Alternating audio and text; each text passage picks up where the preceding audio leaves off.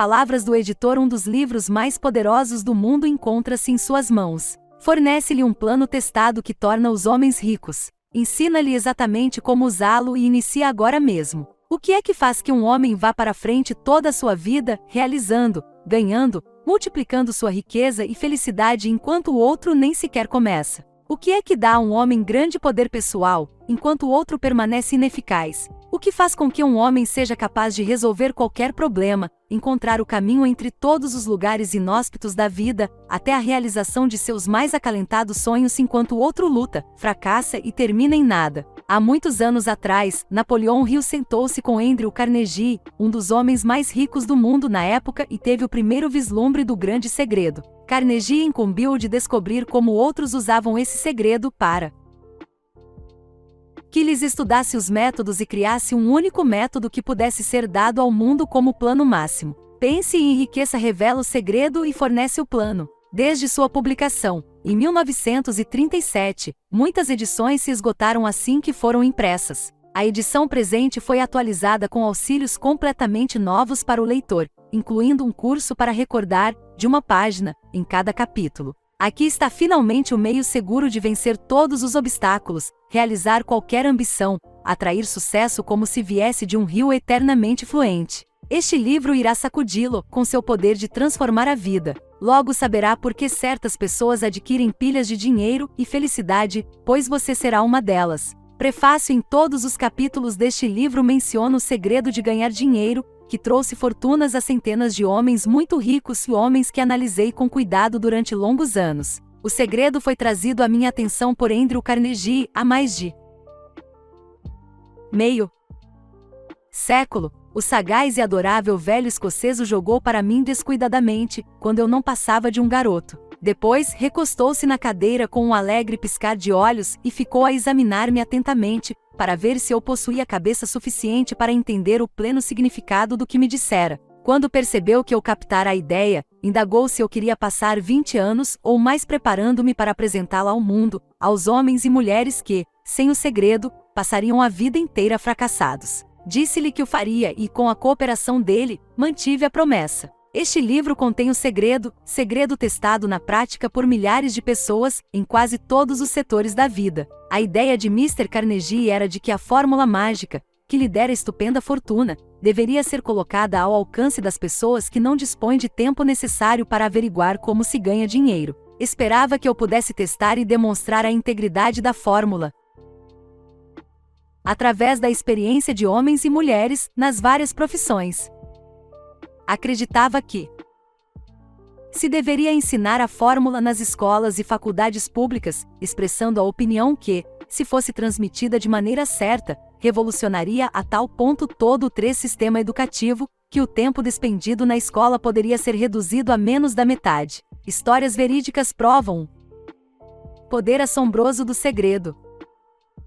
No capítulo que trata da fé, você lerá a surpreendente história da organização da gigantesca United States Steel Corporation, corporação americana do aço, como foi concebida e realizada por um dos jovens através dos quais Mr. Carnegie provou que sua fórmula agiria para os que se acham prontos para ela. Uma única aplicação do segredo, feita por Charles M. Schwab, deu-lhe enorme fortuna, tanto em dinheiro como em oportunidades. Essa determinada aplicação da fórmula valia, aproximadamente, 600 milhões de dólares. Tais fatos são fatos conhecidos de quase todos que conheciam Mr. Carnegie e fornecem-lhe uma ideia justa do que a leitura deste livro lhe poderá proporcionar, desde que você saiba o que quer. O segredo foi revelado a milhares de homens e mulheres que o aplicaram em seu próprio benefício, como planejara Mr. Carnegie. Alguns arranjaram fortunas com ele, outros o aplicaram com êxito para criar harmonia em seus lares. Um clérigo usou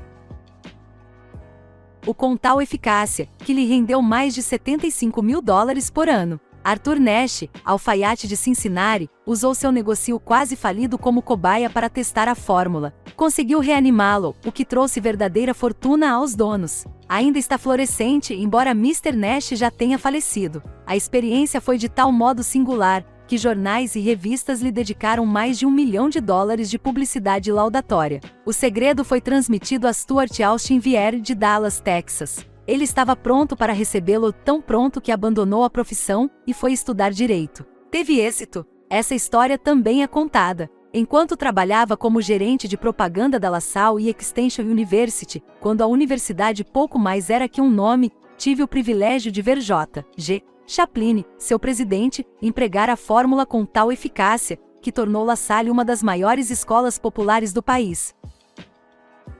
O segredo a que me refiro foi mencionado nada menos que uma centena de vezes no decorrer deste livro. Não foi diretamente apontado, pois parece agir com mais êxito quando apenas mencionado e deixado à vista, onde os que estão prontos para ele e o estão procurando, possam dele se apossar. Por isso é que Mr. Carnegie o jogou para mim tão tranquilamente, sem nomear-lhe especificamente. O segredo fala aos que ouvem: se você estiver pronto para pô-lo em uso, reconhecerá o segredo pelo menos uma vez em cada capítulo. Gostaria de ter o privilégio de dizer-lhe como o saberá quando estiver pronto a recebê-lo, mas isso o privaria de muitos dos benefícios que receberá ao fazer a descoberta a seu modo. Enquanto esse livro estava sendo escrito, meu próprio filho, que então estava concluindo seu último ano da faculdade, pegou o manuscrito do segundo capítulo da obra, o leu, e descobriu o segredo por si mesmo. Ele usou a informação tão efetivamente que galgou diretamente um posto de alta responsabilidade com um salário inicial maior do que aquele que um homem mediano jamais alcançará. Sua história foi brevemente contada no capítulo 2. Quando você ler o livro, talvez desfaça a impressão que possa ter tido no início da leitura, de que a obra prometia demais, e também, se alguma vez já se sentiu deprimido, se já teve dificuldades a vencer que pareciam lhe arrancar a própria alma, se já tentou e fracassou, se alguma vez já esteve incapacitado por causa de doenças ou aflições físicas, a história da descoberta do meu filho e do uso da fórmula de Carnegie pode vir a ser como o oásis no deserto da esperança perdida, aquele oásis que você estava procurando. O segredo foi muito empregado pelo presidente Woodrow Wilson durante a Primeira Guerra Mundial. Foi transmitido a todos os soldados que lutaram na guerra, cuidadosamente dosado no treinamento que recebiam antes de ir para o fronte. Contou-me o presidente Wilson que ele foi um forte fator na tarefa de angariar os fundos necessários para a guerra. Uma das coisas interessantes a respeito do segredo é que os que uma vez o adquirem e o empregam, se descobrem literalmente arrastados em direção ao sucesso. Se você duvida, estude o nome dos que o usaram, sempre que forem mencionados, examine você mesmo o histórico dessas pessoas e convença-se. Não existe nada que não custe alguma coisa. O segredo a que me refiro não pode ser obtido sem um preço, embora este seja bem menos que seu valor. Não pode ser adquirido por preço algum por aqueles que não o procuram intencionalmente. Não pode ser revelado, não pode ser comprado por dinheiro, pela simples razão de que se compõe de duas partes. Uma delas já pertence aos que estão prontos para ele. Serve igualmente bem a todos que estão prontos para ele. Educação nada tem a ver com ele. Muito antes de eu nascer, o segredo foi ter as mãos de Thomas A. Edison, e ele o aplicou com tanta inteligência que se tornou o maior inventor do mundo, embora só tivesse tido 3 meses de instrução. O segredo passou para Edwin C. Barnes, sócio comercial de Edison. Usou-o com tal eficácia que, embora na época só ganhasse $12.000 por ano, acumulou respeitável fortuna, aposentando-se enquanto ainda jovem.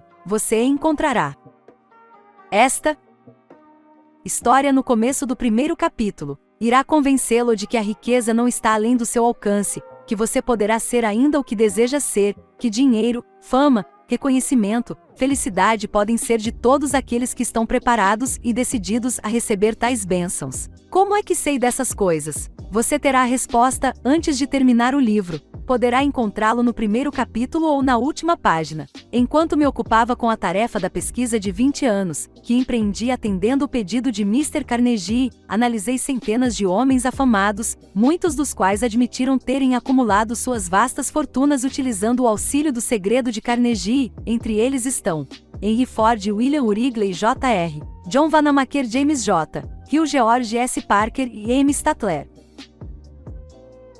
Henry L. Doherty, Cyrus H.K.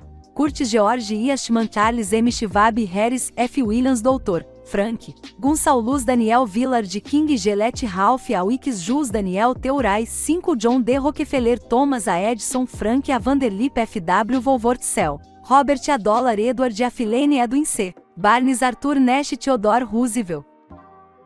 John W. Davis Elbert Hubbard Wilban, Uri William Jennings Bryan Dr.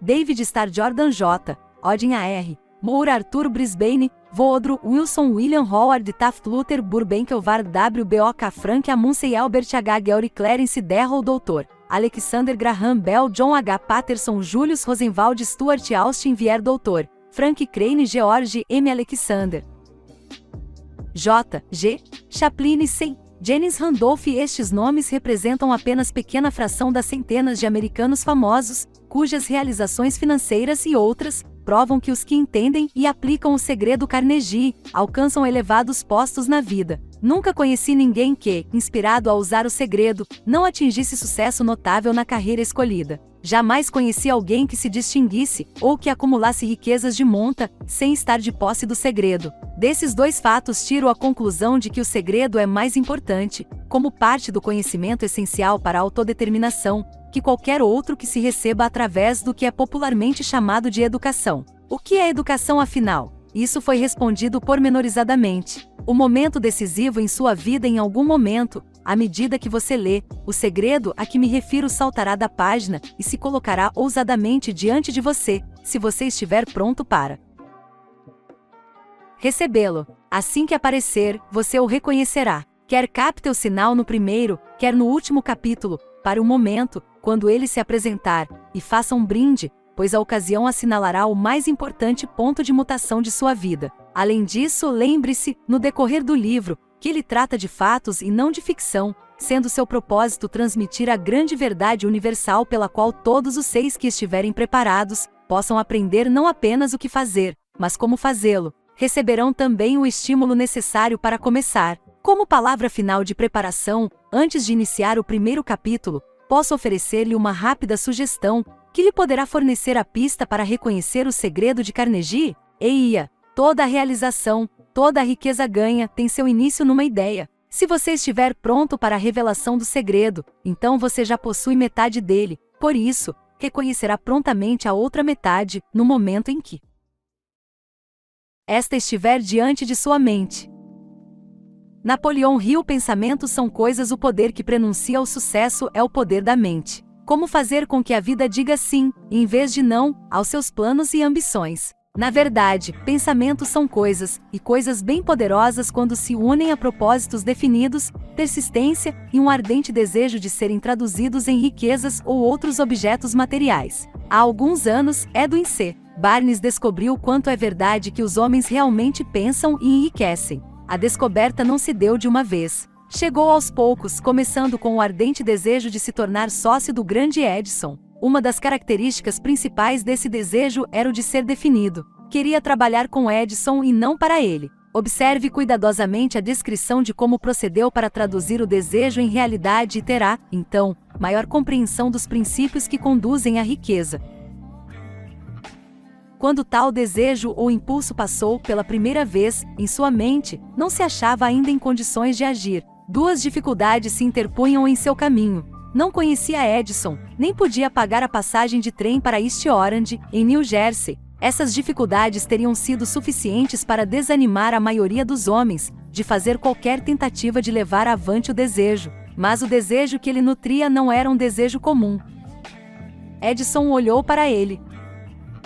Apresentou-se no laboratório de Edison, anunciando que viera para fazer negócios com o inventor. Referindo-se ao primeiro encontro Barnes Edison, disse esse último, anos mais tarde, lá estava ele diante de mim, parecendo um camarada comum, mas havia algo na expressão de seu rosto, que transmitia a impressão de que estava decidido a conseguir o que buscava. Eu aprenderá, em longos anos de experiência com os homens, que quando alguém realmente deseja uma coisa tão intensamente, a ponto de arriscar todo o futuro numa simples jogada para consegui-la, não poderá deixar de ser bem-sucedido. Dei-lhe a oportunidade que pedia, porque percebi que resolvera não arredar pé enquanto não obtivesse êxito. Acontecimentos subsequentes comprovaram que não houvera erro.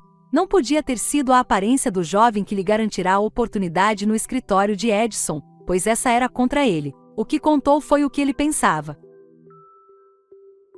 Barnes não conseguiu ser sócio de Edison na primeira entrevista. O que conseguiu foi a oportunidade de trabalhar nos estabelecimentos de Edison, por um salário bastante insignificante. Passaram-se meses. Aparentemente, nada acontecia que aproximasse o ambicionado objetivo que Barney se impusera como seu principal propósito absoluto. Mas, algo de importante acontecia na mente de Barney. Intensificava constantemente seu desejo de tornar-se sócio de Edison. Psicólogos acertaram ao dizer que quando alguém está realmente pronto para alguma coisa, essa coisa não deixa de aparecer. Barney estava pronto para uma sociedade comercial com Edison. Além disso, estava decidido a perseverar nisso até obter o que procurava. Não dizia a si mesmo: bem, o que adianta? Acho que vou mudar de ideia e tentar um emprego de vendedor. O que dizia era: vim aqui para fazer negócios com Edison e atingirei a meta, mesmo que leve o resto de minha vida. E estava mesmo decidido. Que história diferente teriam os homens para contar se adotassem um propósito definido e permanecessem firmes nele até vê-lo transformado em ardente obsessão. Talvez o jovem Barney não o soubesse na época, mas sua determinação férrea, a persistência em apoiar-se num simples desejo, estavam destinados a vencer qualquer oposição e trazer-lhe a oportunidade que procurava. A oportunidade veio pela porta dos fundos quando chegou a oportunidade, apareceu de forma diferente e de uma direção diferente da que Barney esperava. Este é um dos truques da oportunidade. Tem o hábito astuto de penetrar pela porta dos fundos, disfarçada, por vezes, de desgraça ou de derrota temporária. Por isso, talvez, é que tantos deixam de reconhecê-la. Edison acabará de aperfeiçoar um novo invento para escritório, chamado, na época, de máquina de digitar Edison. Os vendedores não estavam entusiasmados com a máquina. Não acreditavam poder vendê-la sem grande esforço. Barney sabia que poderia vender a máquina, sugerindo a ele, que imediatamente lhe deu a chance. Conseguiu vendê-la, e tão satisfatoriamente que Edison lhe deu um contrato de distribuição e vendas de âmbito nacional. Dessa sociedade comercial nasceu a riqueza em dinheiro de Barney, mas ele fez algo infinitamente maior. Provou que se pode, realmente, pensar e enriquecer. Quanto de dinheiro lhe valeu seu desejo original, não posso saber. Talvez lhe trouxesse 2 ou 3 milhões de dólares, mas a quantia, seja qual for, torna-se insignificante comparada à qualidade maior que adquiriu, através do conhecimento de que um impulso intangível de pensamento pode ser transformado em prêmios materiais, aplicando-se os princípios conhecidos. Barney literalmente pensou numa sociedade com o grande Edison. Pensou numa fortuna. Nada tinha para começar, exceto a capacidade de saber o que queria e a determinação de persistir no desejo até realizá-lo.